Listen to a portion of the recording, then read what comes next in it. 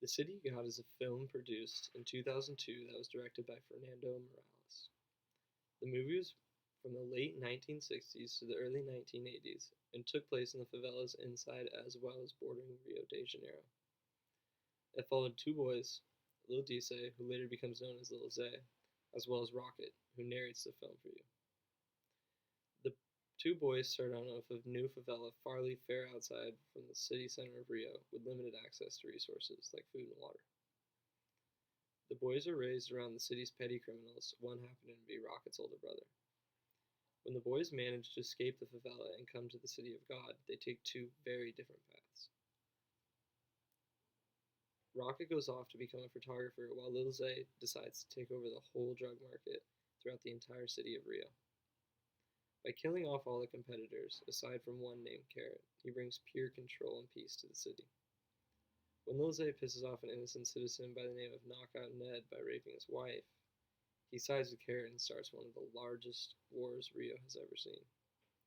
As the sides rage on, the police end up catching up with both parties. They plan to give Carrot to the media and set Lil Zay free after they bankrupt him. Lil Zay didn't get too far before he was gunned down by a group of novice criminals. Rocket ends up documenting the lifespan of both the drug rings, landing him a solid job with the newspaper. One of the most important parts of this movie lies in the casting.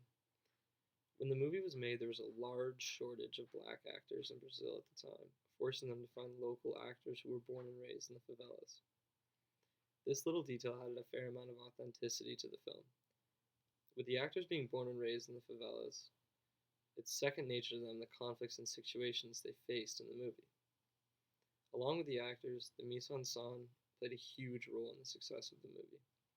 Winning the Best Cinematography at the Golden Trailer Awards, the filming of this movie was crucial in highlighting the drama throughout it. The lighting was kept light with almost a golden tint while in the early favelas, creating a happy and carefree feel to their juvenile endeavors. When the scenes of the favelas start to arise, the lighting becomes very dark and dreary, as well as up close, creating a chaotic sort of feel. Along with being close, a majority of the scenes that depict Lil Zay are shot from a low angle, making him seem overpowering or a dominant figure. Aside from the physical filming, the chronological order in which the movie is produced is a bit uncanny for a crime film, but does an incredible job at unraveling the plot.